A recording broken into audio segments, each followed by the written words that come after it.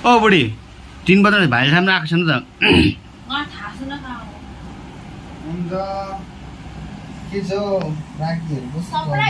आमा सरप्राइज के हो राणा सरप्राइज मलाई के साह्रो फोन गरे तपाईँले चाहिँ ड्युटीमा छु म मैले एकचोटि मात्रै गरेँ नि तिमीलाई ओले मैले भनेको होला फोन नगर भनेर आज रक्षाबन्धन यो आज रक्षाबन्धन पनि सक्यो अन्त सक्छ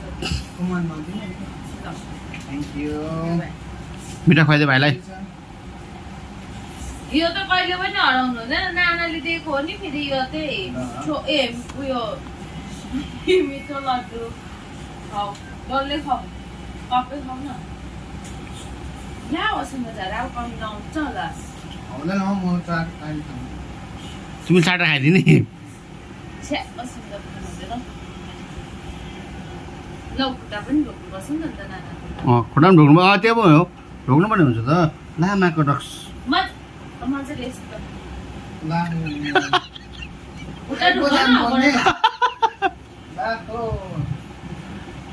मेरा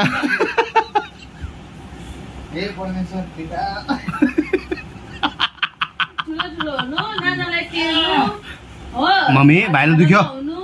यताउता नघुम्नु बुढी भेना मम्मीले भनेको सबैले जेसे नचढ अले म सुन्नुहोस् ओके हुन्छ भन हुन्छ नाना भन हुन्छ नानालाई गिफ्ट खै गिफ्ट गिफ्ट है गिफ्ट दिनु पर्दैन नानालाई राख्ने गिफ्ट पनि दिनुपर्छ ल अघि त भेना गिफ्ट लिएर भनेको गिफ्ट खै मैले देख्छु गिफ्ट अब गिफ्ट भन्ने चिज चाहिँ यस्तो चिज हो कि यो गिफ्ट चाहिँ तपाईँलाई 3 दिनसम्म पुग्छ होला अब के खालको गिफ्ट ल्यायो तिमीले खै खै गिफ्ट तपाईँको भाइ एकदम राम्रो मान्छे हो होइन अब हेर्नु घडी दियो भने त्यसको पनि एउटा डेट एक्सपायरी हुन्छ फोन दियो भने फुटाइहाल्छ तपाईँ त्यही भएर मैले सोच सम्झेर एउटा खतरा चिज ल्याइदिएछु तपाईँलाई हो 1 2 3 खै गिफ्ट चाहिँ 3 हप्ता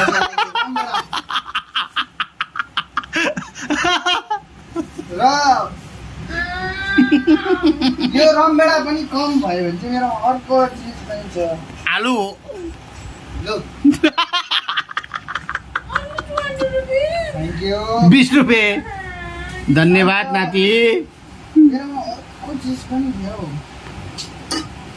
मेरो अर्को चिज के थियो भने चाहिँ पर्छ त अन्त मेरोमा अर्को चिज पनि छ नानालाई दिनु रमभेडा धन्यवाद राखिदिनु भयो अन्त भेना दिनु पर्दैन भेना चिज दिनु पर्दैन भेनालाई पनि गाइजहरु टमाटर एक हप्ता बाइक कति लाग्यो रे यो 3 हप्ता भेनालाई पनि मैले गिफ्ट लिएर आएको छु कति दिन बादमा उयो गर्यो भेनालाई चाहिँ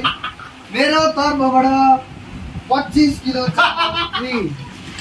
म भूकम्पै पीडित हो कि यो चामल चाहिँ तपाईँहरूले जति बेला पकाएर खान सक्नुहुनेछ र प्लस आज मैले पुरा सपिङ गरेर आएको छु रमभेडा पनि छ नानाको लागि यो त टमाटर नानाको होइन दादा पनि छ